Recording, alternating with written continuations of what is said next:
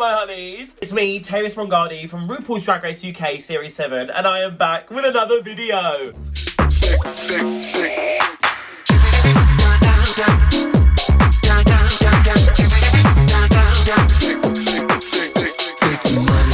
I'm saying another one like I haven't only just about made it 2 weeks in. But do you know what? Week 2, I can say that's further than you made it, innit, girl?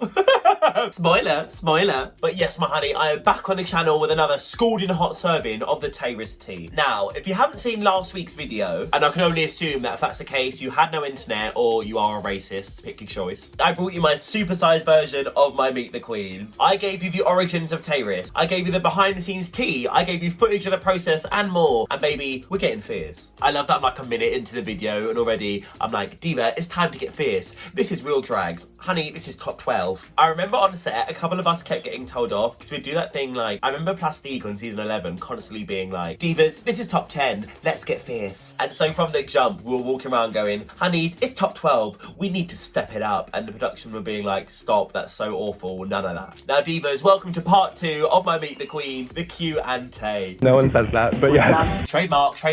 Sally trademark. So I took to my circles and to my social media to ask you guys at home for any burning questions you had. We're getting into the preparation. We're getting into my personal journey. And you can call me the coffee shop honey because we are serving it up hot and fresh. Really hot. But before we go any further, make sure to like, comment, subscribe and hit the notification bell so you don't miss out on any of your Tayris Tuesdays, love. Because if you're missing out on this, not only are you mugging me off, you're mugging you off. And babe, you deserve better than that. Also, my loves, you need to cut me some slack at home. I am filming this right after my karaoke gig, which tonight was kind of a nightmare, not gonna lie. So if I hear one comment about a bead of sweat, a drop of oil, a crease under the eye, baby, you'll get the back of my hand and I'm wearing my rings. So watch out. So we're starting off with a question from Dylan, aka Jet, the maker of my Meet the Queens corset, hey Diva, who asks, where does Tayris' style come from? So for me personally, the way I've always kind of described my style is Afro-punk camp. And if you're wondering at home, does that mean anything? Not really, I made it up. But I've always seen Tayris' style as an embodiment and a celebration of black female pop culture. When I think of the artists who really celebrate fashion and music in a way that I wish to embody, I think of Janelle Monáe, I think of Grace Jones, I think of Janet Jackson, I think of Doechii, I think of Megan Thee Stallion, I think of Nicki Minaj. And truly, a big part of that love and affinity for strong black women comes from my sister. Like 40, my sister is honestly one of, if not my favourite person in the entire world. I'm so privileged to have someone like her in my life who's taught me about strength and fight and intelligence and power.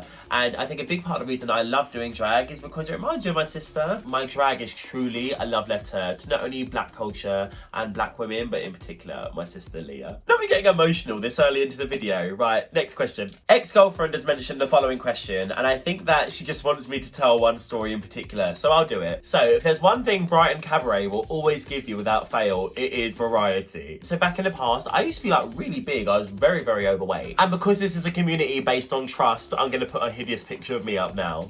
So there used to be this show in Brighton called Fat Cabaret, and the entire premise was pretty much just, this is a cabaret and you have to be fat to be in it. And to be fair, you had to contact them to be involved. Like, they weren't just slipping into your DMs and be like, oi, Porker, do you want a gig? And T, I remember one of my best Judies, Daphne, applied for the gig once, and she's a trans woman, and they said she wasn't big enough. But then they did a trans edition later called Trans Fats, and they were like, hey, do you want to do trans fat? So she was like, I'm fat enough by trans standards, but not by cis standards, fierce. Anyway, if you were one of the cast, you were a fat ambassador. And the show really did have some highlights. Like, yeah, when I tell you, the rider in the dressing room, I remember the first ever Fat Cabaret that I did, one of the artists next to me, while I was touching up their makeup, was also slurping jelly from this bowl. And I was like, this is too much. And I just remember there was this one day where I was sat at home and I was feeling so low, and then I get a notification from them. They'd put up a story for me to repost for the next show, and I kid you not, it said, we cannot wait to have our fat ambassador Tayris join us at our next show. Hashtag fatty fat fat. Hashtag who ate all the pies. Hashtag fatty fat fat. Hashtag who ate all the pies. But baby, a gig is a gig, and as you know, if there's a fee, there's me. Sam has asked me, what were the best and worst parts of preparing for the show? Honestly, I think the best part is the way you get to flex your creative process. And do you know what I will also say? Full T, I'm gonna say it right now, the runway list we got given of themes, the best list of themes I've ever been given on Drag Race UK, point blank period. Because the thing is, this is my 5th time applying, right? And so obviously when I didn't get on season 6, I was a little bit gutted. But when I saw the list of runway themes, no shade, I was like, these are kind of crazy. Because I know that for me, not only was I really excited to create these looks, but also I'm really excited to take them on the road and get to share them with you at home. And don't get me wrong, like they had some bangers. Like I love Mother Nature, I love Headpiece. Girl, where am I of all people wearing a Princess Diana look to the gig? And Diva, I know that every year we hear the girls go, our season's the best. We've all seen that Candy Muse tweet where she's like, no, All Stars 8 is giving season 2, 3, 4, 5 vibe. We had nothing to lose. So Diva, come back and give me a bollocking in December if you think I'm wrong, but I'm gonna say it on the record right now, season 7 of Drag Race UK, the best runway themes and collection of outfits Drag Race UK has ever seen. Back to the question, I think the worst part was maybe the travelling. We are preparing so much for the show. I was travelling for wigs, jewellery, outfits, fittings, fabric. I was actually going up, down, left, right. All around the towns and everything. Like my friends all know, there were days where I'd travel 5 hours in one direction just to be at the place for a fitting for an hour and come straight back. It was draining. It did not do wonders for my sleep schedule, I will tell you that. Next up, James has asked, how did you feel when you got the call? Honestly, babe, like, unreal. I'm actually getting a bit emotional. Like, when I started doing Drag Race UK wasn't even a thing yet. At this point in my career, I'm 9 years into drag, I'm 5 years into applying for the show, and you know what, I'm gonna put a little clip here of my reaction. God, that's mad. What? Sick. Oh, oh God, not the thug in me jumping out, okay. Thank you so much. That's like, trust me, when I got the call, I knew I deserved it because I've worked hard and I've got the skills and the gift and everything it takes. But also, this is really a lucky roll of the dice. I know that me and the 11 girls who walked into that workroom absolutely deserve to be there. I could easily name you another 50, another 100 drag artists who I've come across in my time who deserve this platform and just have not been given it yet. So for me, when I walked into the workroom, the priority was not I want to win. But Diva, don't get it twisted. I came to play and I really, really wanted to win. But more than that, I was like, oh, it's bigger than me. It's about queer people, it's about people of colour, it's about working class people, it's about celebrating and uplifting all the people who've championed me to get to this point, and also all the people who don't have the opportunity for themselves. Crown or not, I knew I was going to be proud of what I achieved on that show, and all I can say for now is that I am very, very proud. Fraser has asked me who is my celebrity crush, and I would have to say, who would I say, you know, because I feel like Zac Efron used to be up there, and then have you seen all the filler he's gotten? I feel like he is no longer a contender. And as a young child who wasn't fully aware that they were gay, I clearly had crushes on like the weirdest array of people. There was Lol from Tracy Beaker, and there was Fred from Scooby-Doo, and there was Wacko from the Animaniacs, and there was Dumpty from Polka Dot Shorts. I have a very varied type, yes. But do you know what, gun to my head, I think current celebrity crush, I'm gonna say the Olympian, Gus Kenworthy. Not only is he actually gay, which makes me feel like kind of available.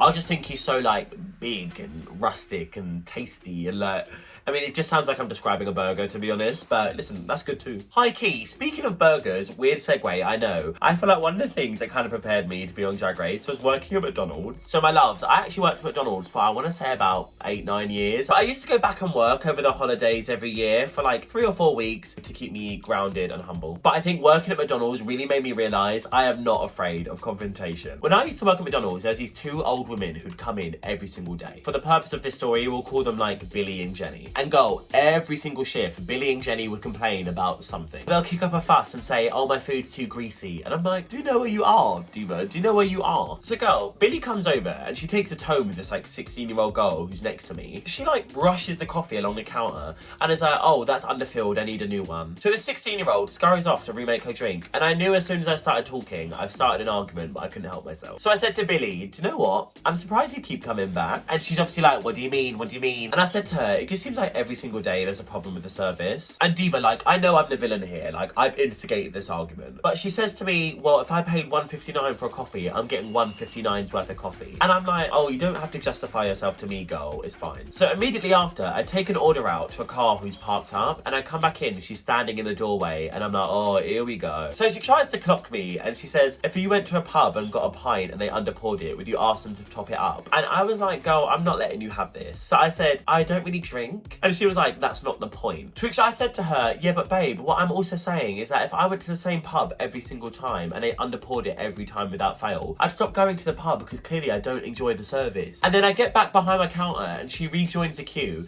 and a little 16-year-old next to me is like, oh, can I help? And she goes, no, I want to speak to him. And I was like, oh, girl. She says to me, just so you know, I'm not annoyed at you, I'm annoyed at the circumstance. And I say to her, babe, like, I honestly don't care. I don't care. But I said to her, this conversation has no weight in my life. Like, when I go home tonight, I'm not tossing and turning like billionaire coffee, billionaire coffee. I said, babe, I really don't care about your tuck-in coffee because it literally tastes like gravel anyways. Just go, please have a seat and let me do my job. I'm actually like heated after telling that story. Oof. Mocha has asked me, where do I want to be next year? My loves, this Drag Race opportunity is not something I am going to waste. I will be releasing music. I will be hosting charitable drives. You will be catching me on theatrical stages. I said in my Meet the Queens that I am the Titan of Brighton, and I truly do believe that. And now my next step is to transform into the Titan of industry. And the last question I'm going to ask is, Inga has asked me, who are my favourite Brighton girls? I cannot deny, when I walked into the workroom, part of my mindset was, if I do a fantastic job, they can cast more of my Brighton sisters who really deserve this platform in the same way that I do. If I can only give a shout out to say 10, I would be nothing without the incredible best friend of mine, Daphne. I love Glue the Queen, she is hysterical. I love Ex-Girlfriend, the voice is only matched by Alex Fincher, these two vocalists, dynamite. Alec, her wigs are incredible. Peanut, her sewing is off the charts. Siren, she is the sex symbol. Inga Rock is trans beauty and excellence. My step-sibling, Vlad Von Kitch, such a creative eye, really unmatched. Gem the Clown, I'm in admiration of their polish and their creativity. Casting, if we get season 8 and not a single one of those people is on it, I will lose my mind. And with that, my loves, we have come to the end of my Q&Tay. Not only do I still have some banger questions on this list, but I would love to open it up to even more. So if you'd like to see another Q&Tay in the future, please do let me know. It is bedtime for Grandad, so I am going to head off. Make sure to like, comment, subscribe, and hit the notification bell so you never miss a single Tayris Tuesday. You will be catching me next week with a brand new video, and all I can say for now is, Nintendo fans, line up. And of course, in the meantime, you can catch me on all social media at Tayris Mongardi. I also have cameos now available, link is in the bio, as well as links to my fabulous merch at youbettermerch.com. And my loves, I have still not had my dinner, and I know in my freezer are some Linda McCartney sausages waiting for me. So I am gonna head off. I will see you very, very soon, alright? Alright? But